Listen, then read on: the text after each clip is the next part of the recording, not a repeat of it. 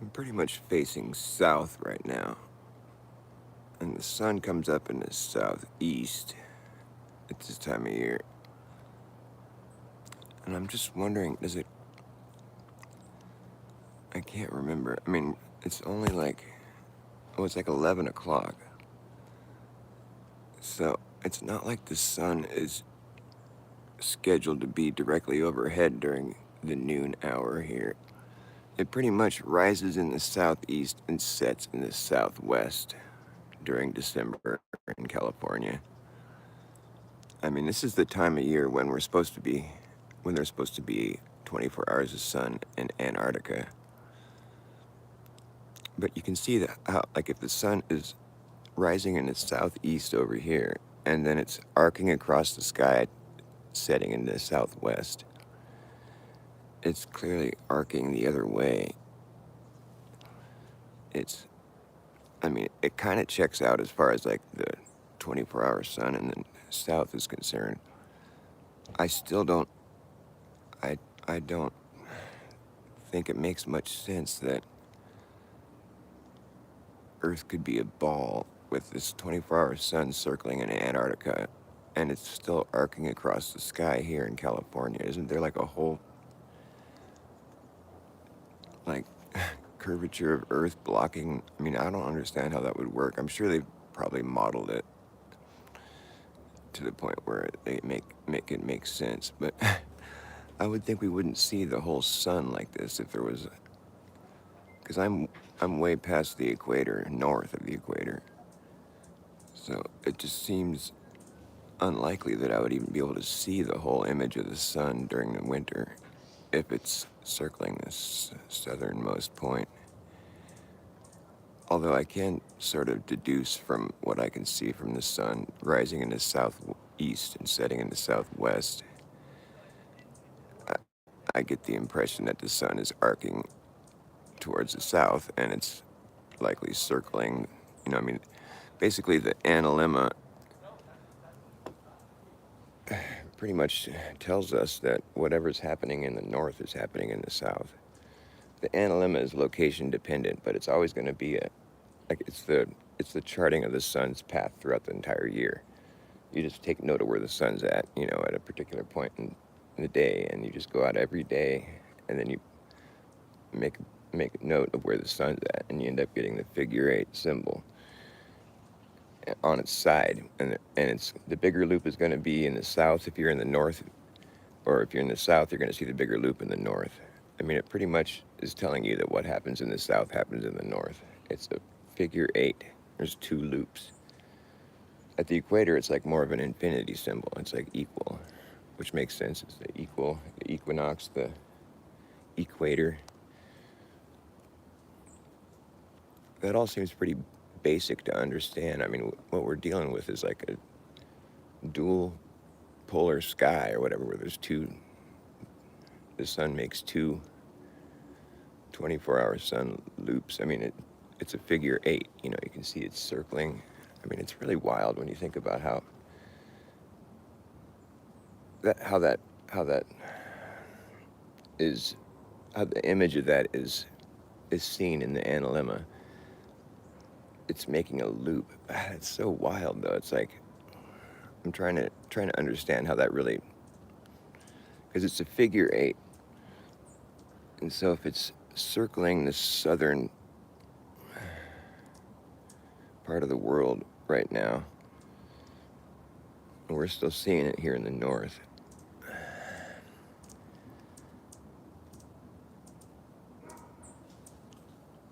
I guess the analemma isn't really showing the daily path of the sun. It's showing the yearly path. But just by like, hey, what's up, Rebecca Lynn? How you doing? Nice to see you. Oh no, my lighter's dying. And I just learned recently that the moon makes the same shape in the sky when you chart it, like the analemma, but it's called the ephemeral. It's the same figure 8 shape.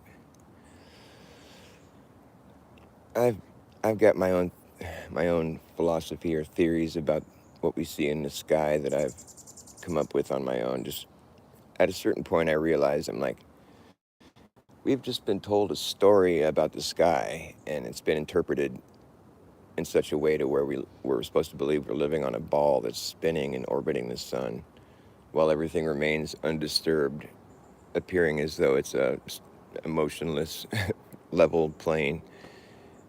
Um, but that's just a story, you know. We don't really see that. We don't see, well, we see the motionless level plane before us, but we don't see that it's a spinning, curving ball.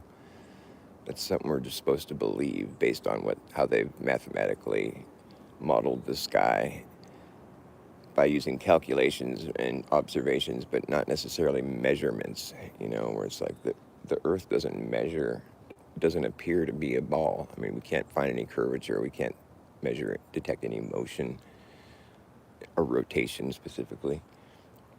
But what I'm thinking is like, if we could just kind of have to believe a story that somebody made up about the sky, well, I might as well just make up my own story. Like, I mean, we might as well be creative about this. We're creatures and we're creative beings that were placed in a creation. Clearly, it's a creation. This doesn't just happen haphazardly, just randomly. I don't believe in that. What I would like to say is, like, I know that's not what it is. There's no way. I'd like to say, well, anything's possible. But yeah, but for there to be a creation, there has to be a creator. It doesn't jive logically to think that there's no creator for a creation to exist, in my humble opinion.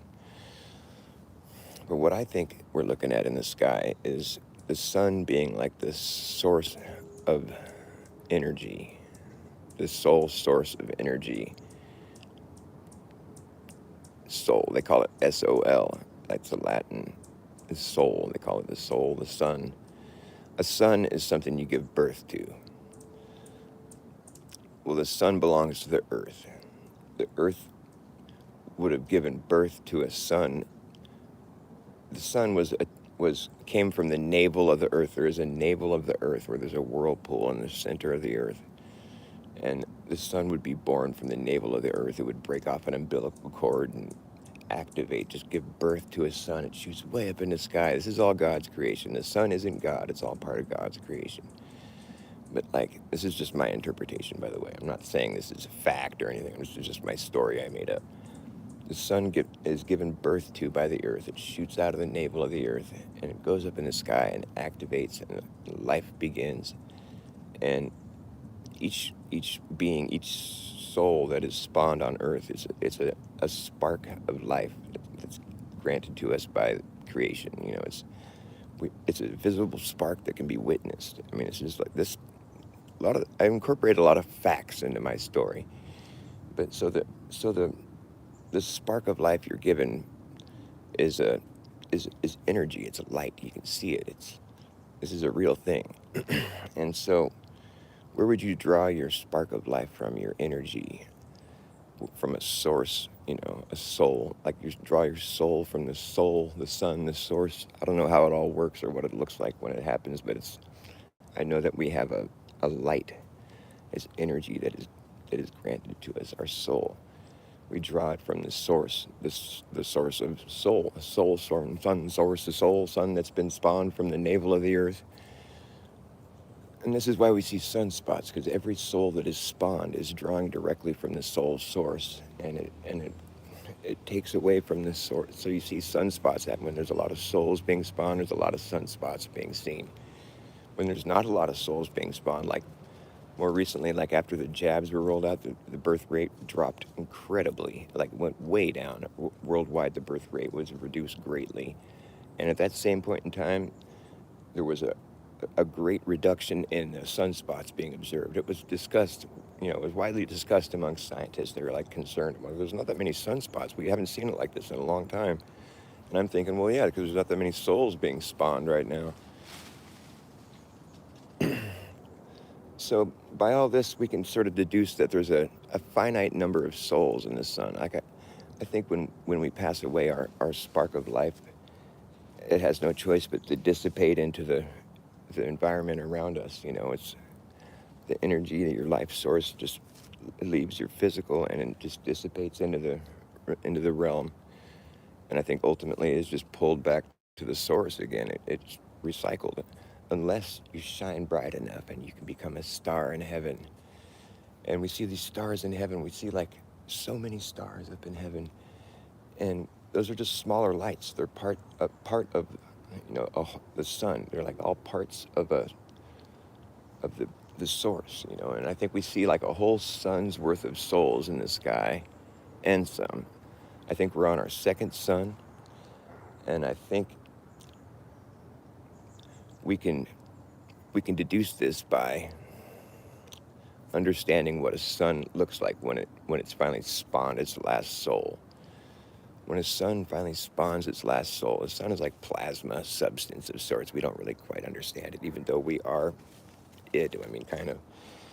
But it's like this plasma type substance, And once all the soul source has been drained from it, it quickly cools and hardens. So you can see a sun that's been drained, it's been spent, it hardens really quickly, and whatever the texture of the sun, where it was like plasma moving around and bubbling and whatever, you can see that on the surface. Once it's hardened, you can see all the little where the bubbles were popping and stuff.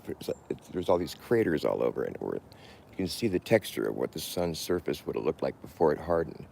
It's all covered with craters and these kind of fleshy stretch marks and weird looking shapes. But it's like, you can see mostly what you want to be looking for is craters where all the bubbles were popping. And and also when you're looking for an old sun that's been spent, you just have to think, well, what would it be doing? It's like it's about the same size as the sun. It's doing about the same thing as the sun. It's circling around overhead or whatever. I mean, the thing is, when a sun finally has spawned all its source, it begins to slowly, so slowly, it starts to lose elevation. It's starting to sink out of the sky, but really slowly. And as it's doing so, it becomes on a different cycle as the current sun. So it might appear to be a little bit bigger just because it's a little bit closer, but it's on a different cycle now because it's lost some elevation. It's covered with little craters where the bubbles were popping on it. And because it's made of the same stuff that the sun's made of, this plasma substance, whatever it is, it can be charged up by the sun, the current sun, when it's shining on it, wherever it's shining on this old sun, it'll charge up and it'll start to glow like it used to. But it's just for temporary, it just glows temporarily, like it wears off. So whenever the sun is shining on the old sun, it charges it up a little bit and it starts to glow again. But it's not the same, it's not. It doesn't have its own source anymore. It's been spent. You can tell by looking at it that it used to have, that its purpose has been spent. It's more of just like this beautiful mystery. And if you look closely, when you look at the moon is the old sun, is what I'm describing. If you haven't figured that out, you can actually see its belly button where it first broke off from the navel of the earth. Next time you can see the moon really good, go out and look at it. And now that you know what you're looking for, you just have to go look for its belly button, because it has a belly button right where it broke off from the navel of the earth when it first was spawned and shot up into the sky. Because there was a time when there was no moon in the sky. It was when we were on our first sun. So there's, ancient ancestors of ours on the earth where there's tales of no moon in the sky. There was a time when there was no moon, and that was when they just had the first sun that was spawning souls. And after it goes dark, there's like an ice age that ensues, a dark age, which we hear tell of in the past. And the people that were all going to heaven with the first sun, they were all really brilliant people. You can see evidence of this all over the earth. All these beautiful creations that they left behind. They were really intelligent, really smart people. They knew how to shine really bright. They all went to heaven. And around the time right before the sun went dark for a period, it got really cold here. So they all had to go underground and build dwellings underground to stay warm. And we see evidence of that all over the earth. There's underground cities everywhere. Now I have some other theories about like the ocean and like, I don't think there used to be as much of an ocean here. I think we're still experiencing the Great Flood. I think it's still receding. I think it used to be a lot higher. I think the ocean level used to be at least a mile higher than it is now. Because I mean, we see evidence of ocean. I mean, we see like I can find shark teeth in a creek bed up the street from me. I'm at like 1,000 foot elevation, indicating that that could have been the bottom of the ocean at one point. You know, I mean, people like to say, "Oh, maybe it was the plate tectonics and it pushed it way up." I guess that's another explanation, maybe. But we can also see buried cities under the ocean. There's cities that have been found underneath the ocean, at like 2,000 feet below the ocean, and they're like intact. It's not like they sank down there and they're all mangled. It looks all level, like it was built there before the ocean was there. And so, I mean, that's a lot of extra water that's been added to our system here. And where did it come from? I mean, it doesn't rain salt water. I mean, could it have sprung out of the earth? And how does it sink back into the earth if it came out of the earth? I mean, it's all really interesting stuff. I don't know, but I don't think this place was originally created with so much water, because it just seems like this place is sort of a human centric. I think God created this for us, you know, for all living creatures. But I mean, I think it's just interesting that we'd be stewards over a place that is mostly that favors marine life more than it does really like creatures such as ourselves. It's just strange that there's so much water here. And the ocean is really electric too. It's really weird. It's like the deeper down you go, the more electric it gets. I've been listening to a lot of autodidactic Campbell from Australia. He's been talking about this a lot lately, and I've just been thinking about it. It's like there's like electric eels and an electric, there's a lantern fish and all this really trippy electric shit down there in the ocean.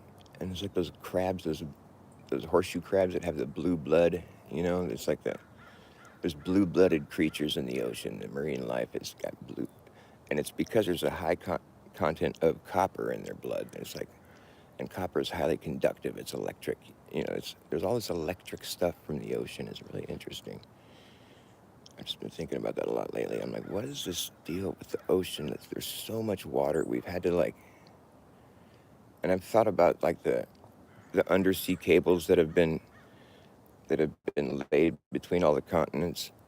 When you think about the logistics of that, like how it was done, apparently, like right after we discovered how to like channel electricity through copper wire, through wire, it was like immediately afterwards we started running these undersea cables from continent to continent, and it was like not an easy task. I mean, how many miles of cable are you going to have to carry on your boat? And then you don't even know how deep the ocean is, so you don't know how far down that cable is going to go before it settles. And you have to. I don't think you can even carry that much cable on one boat. You have to have it above water before you carry out another cable and then attach it to that. I mean, the logistics of it are just really hard to imagine it being possible. And like sometimes I think maybe those were discovered. It was already there. Like I just get this feeling that we're sort of coming out of a reset that happened a few hundred years ago, where it's like there's a lot of weird shit from our history that once you start putting all the pieces together, it makes a really weird picture with all the orphans and all the insane asylums. And there's like this whole period of time where there was like these postcards that were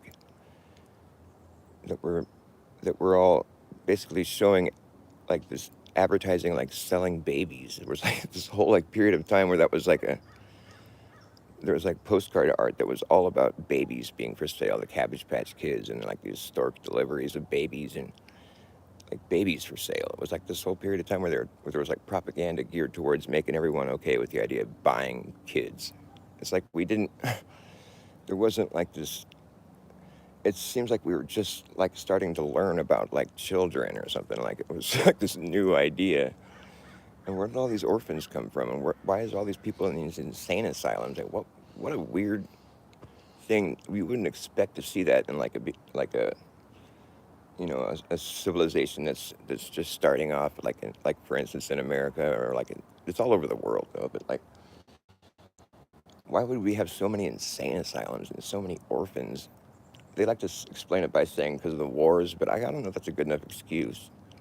It kind of seems more like there's better explanations, like perhaps there was a people that were conquered, and those people or either the people that remembered what was going on were stuck in the insane asylums, or those were the people that they were conquered and we took all their kids and indoctrinated them and you know trained them to forget whatever their history was, or it just doesn't jive.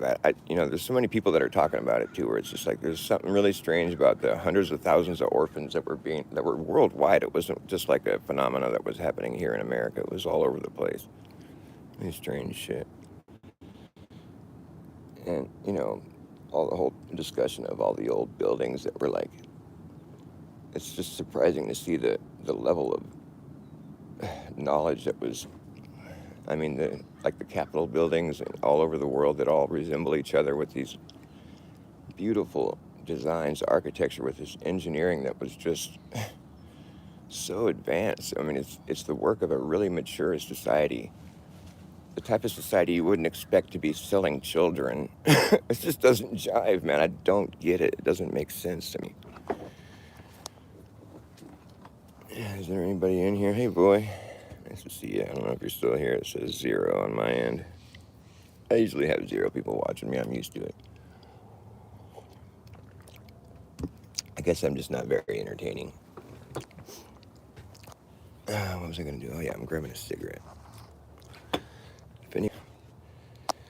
They're selling babies. Babies for sale.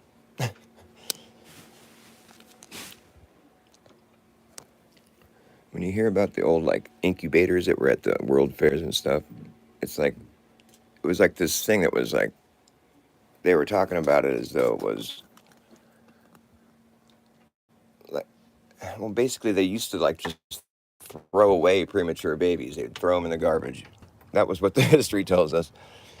People were so cold. I mean, there was no it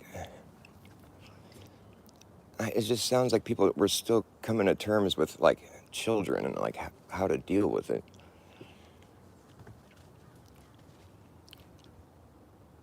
I think there's a lot of people that will say the incubators were where they were growing humans from, but I don't know if that's true so much. That's kind of a stretch. Oh, what was I doing? Oh yeah, cigarette. Hi, baby. I love you.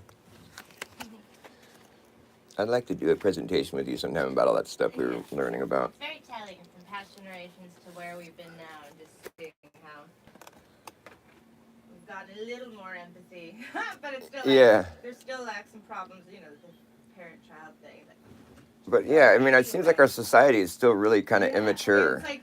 It's like we've come farther than throwing babies away. Right. But not completely there yet. It's you know what I mean? It's and that's where I always get cognitive dissonance when I think about how is such an immature society building such incredible stuff, and just like that commercial where where's your children at? That was a little progressive from the killing of the babies. Yeah. And to where are your children? Do you know where your children are? Yeah. When was that? So that was in this. I don't know. That was late 70s. Okay, yeah, that's what I thought. Yeah. Anyways, and then I still have the commercial saved on my phone, but just to see the progression, it's getting a little bit better, but it's still not good.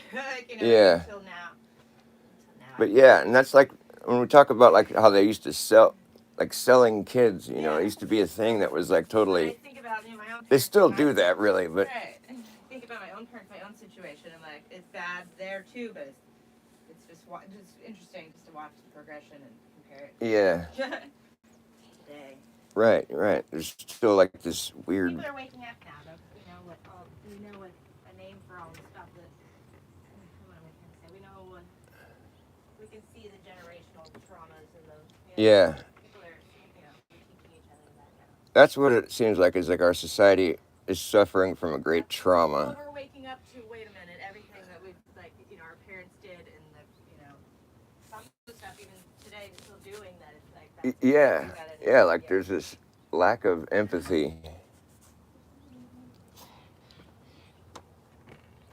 And I can imagine if our society had spawned from orphans that were really mistreated. I mean, they used to stick these orphan kids in the factories and and like we're just really mistreated.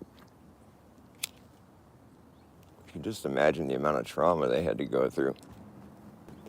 If those are our ancestors, I mean, it's like we're just like bearing this trauma that we have no idea where it even came from.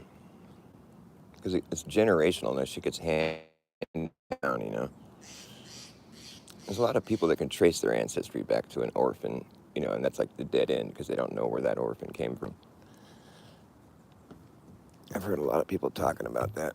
I've gotten in conversations with people where they're like, this one guy I was talking to, he said his grandpa, or maybe it was his great grandpa, was an orphan and told stories of like having to work as, you know, as a young kid, like he was just barely a teenager and he was digging in the mud, and like he was basically unearthing train tracks. That's what his job was. He was basically digging these train tracks out of the dirt.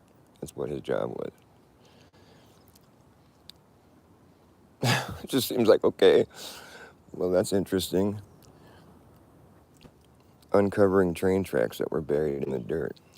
That's what they had the orphans doing. There's some other cool shit the guy was telling me too. I'm trying to remember what it was.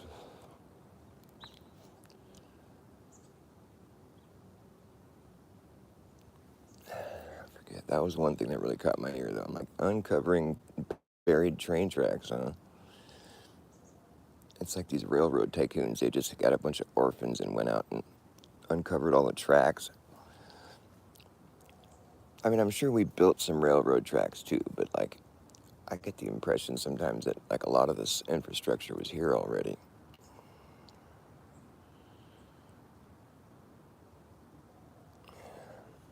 And there's just like cities. Like I think there's like, you know, whenever you see a city that's got a buried city underneath it, it just seems like there's probably cities all the way down. Just some cities being built on top of each other for as long as time immemorial.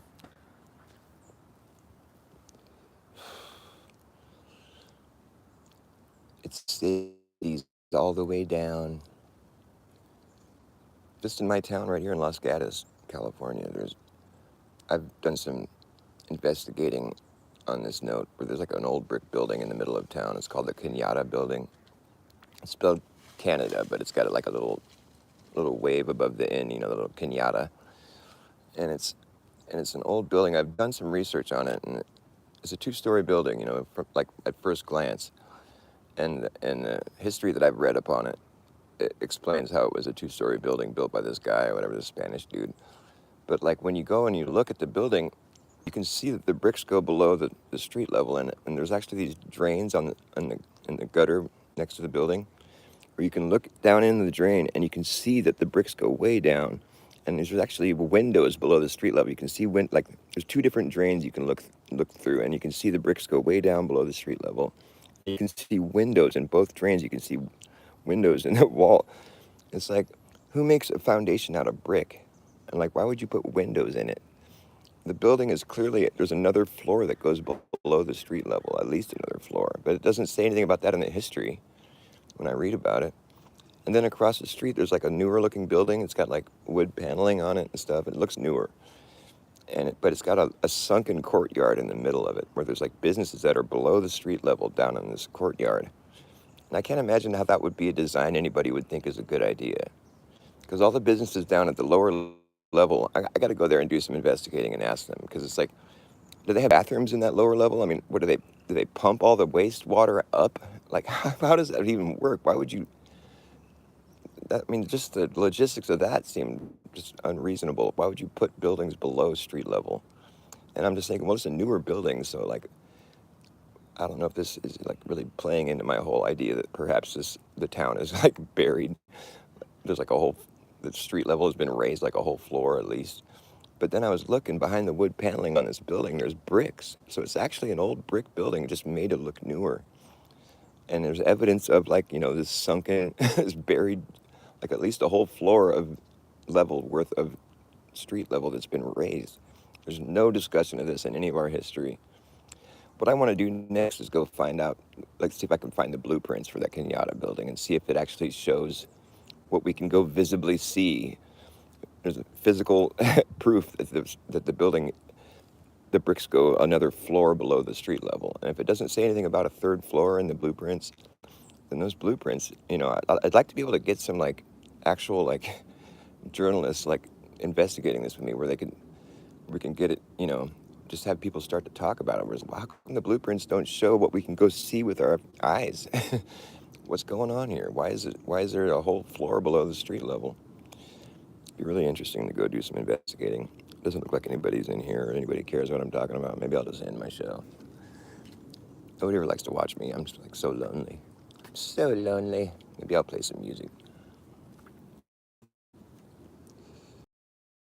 Lonely YouTuber. I'm all alone in my own little world. Whatever. Whatever, people. You go watch your fucking sensationalized Charlie Kirk coverage. I think Charlie Kirk's still alive. It seems pretty obvious to me. That assassination was so fake. So fake.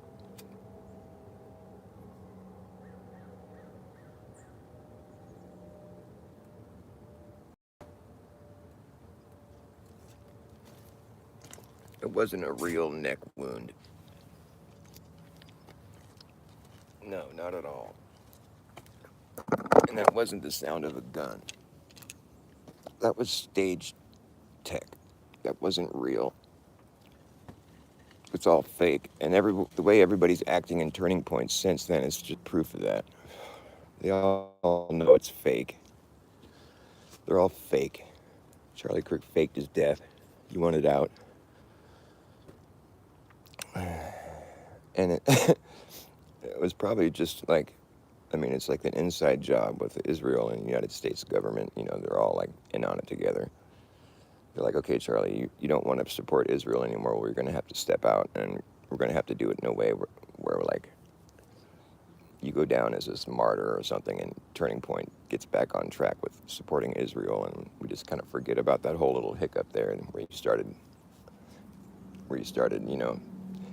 talking about how Israel is fucked up, and this is one possible way. They could either kill him, but it's like, it's better if we can like have you be killed by a tranny guy and fucking, just the legacy of Charlie Kirk taken out by the Democrat tranny or something. It's like this. It's like anytime a fucking narrative takes place where it's like takes shape around like these, these political fucking, it's like these fucking agendas of theirs. But anytime there's a narrative that plays into these agendas, like it's clearly a crafted, event, situation it's like a fake ass fucking false flag, phony ass fucking fake.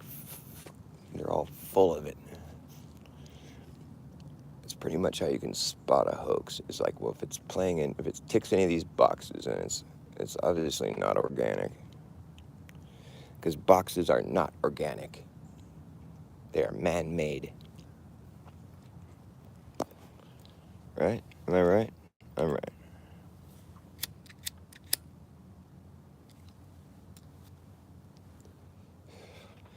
Let's go pick a pomegranate. What, babe? Oh, are they good? They're good, yeah. Nice. I'm gonna pick a pomegranate for some yogurt.